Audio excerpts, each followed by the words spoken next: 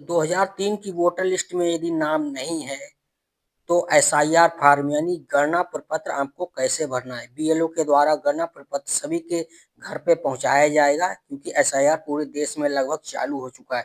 तो उत्तर प्रदेश में यहाँ पर एक फार्म आया हुआ है हमारे घर पे। तो यहाँ पर ये फार्म हिंदी में है, कहीं कहीं इंग्लिश में भी हो सकता है। तो यहाँ पर ये फार्म कैसे भरना है, तो यहाँ पर सबसे पहले देखेंगे जिस किसी का भी फार्म होगा, यहाँ पर जो डिटेल प्रिंट होके आई हुई है, ये वर्तमान में इनका मतदाता सूची में नाम है, ये उसी हिसाब से आई है।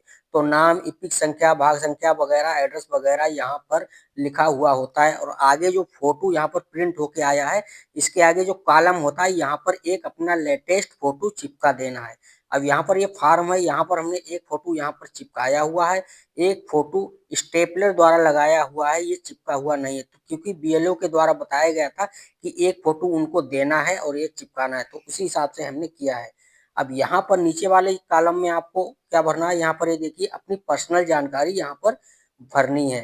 तो यहाँ पर सबसे पहला कॉलम है डेट ऑफ बर्थ का, यानी जन्म तिथि। आगे जन्म तिथि आपके पास यदि पहचान पत्र है तो उसके हिसाब से डालेंगे, नहीं तो आप अपने आधार कार्ड के हिसाब से, क्योंकि आधार कार्ड सभी के पास होता है, उसी हिसाब से यहाँ पर डेट ऑफ बर्थ डाल देंगे।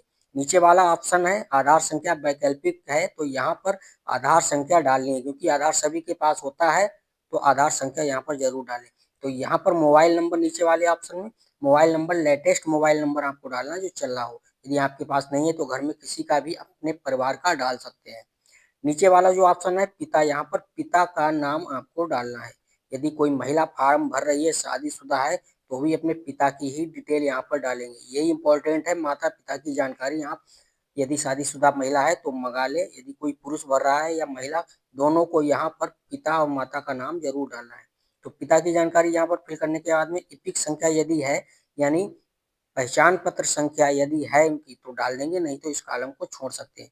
यहाँ पर लिखा हुआ है यदि उपलब्ध हो तभी यहाँ पर पहचान पत्र संख्या डालेंगे, नहीं तो उसको छोड़ देंगे। नीचे माता का नाम है, तो माता का नाम आप यहाँ पर डाल देंगे।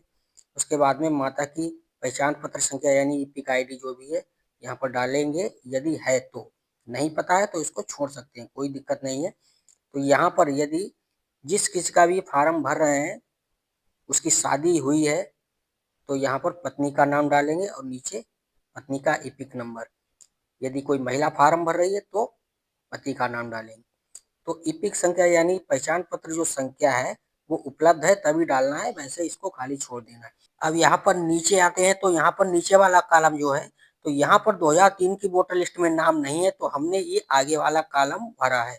यदि 2003 की वोटर लिस्ट में नाम होता तो हम ये वाला कॉलम भरते, क्योंकि इसमें अपनी ही डिटेल डालनी होती है। लेकिन हमारा 2003 की वोटर लिस्ट में नाम नहीं है, तो हम आगे वाला कॉलम भरेंगे और अपने किसी सगे संबंधी की डिटेल डालेंगे, जैसे माता की या पिता की, बाबा दादी, नाना नानी, किसी एक की ही डिटेल यहाँ पर डालनी होती है। तो यहाँ पर 2003 में नाम नहीं है, तो यहाँ पर सबसे पहले हम 2003 की वोटर लिस्ट लेंगे, अपने पिताजी का नाम ढूंढेंगे। तो यहाँ पर पिताजी का नाम डालेंगे, पिताजी की इपिक संख्या यानी पहचान पत्र संख्या है, उपलब्ध है तो डालेंगे, नहीं तो उसको खाली छोड़ देंगे। यहाँ पर संबंधी का नाम, तो यहाँ पर पिताजी की डिटेल हम जो डाल रहे हैं उनके संबंधी कौन थे 2003 की वोटर लिस्ट में, तो वो हम डालेंगे। तो यहाँ पर उनके पिताजी जो है, पिताजी के पिताजी यहाँ पर डाल देंगे। तो यहाँ पर संबंध क्या था इनका, पिताजी। अब नीचे जो भी जिला लगता है यानी आपका डिस्ट्रिक्ट, वो यहाँ पर चूज कर लेंगे, लिख लेंगे। नीचे राज्य का नाम यहाँ पर डाल देंगे, जो भी राज्य है। यहाँ पर विधानसभा निर्वाचन क्षेत्र का नाम, तो यहाँ पर डालेंगे।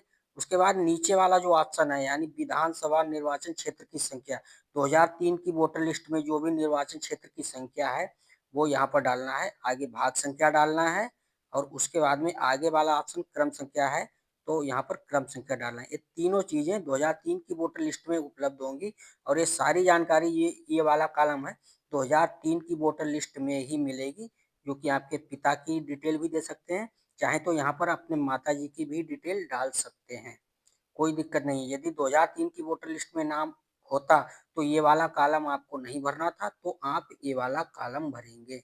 उसके बाद में फार्म एक कंप्लीट हो गया है। अब यहाँ पर नीचे आपको साइन करना है, जिसका भी नाम है वो साइन कर सकता है, और चाहे तो यदि वो मौजूद नहीं है, कहीं बाहर गया है काम करने, तो घर का कोई भी सदस्य यहाँ पर साइन कर सकता है। यदि साइन करना नहीं आता तो अंगूठा लगाएंगे, बाएं हाथ का अंगूठा यहाँ पर लगाना है। अब यहाँ पर इस फार्म को आपको अपने बीएलओ को दे देना है, जो भी आपके घर में बीएलओ आएंगे उन्हीं को देना है, और इसके साथ में वो वोटर लिस्ट 2003 की लगा लेनी है जिसमें आपने अपने संबंधी का नाम यहाँ पर फिल किया हुआ है।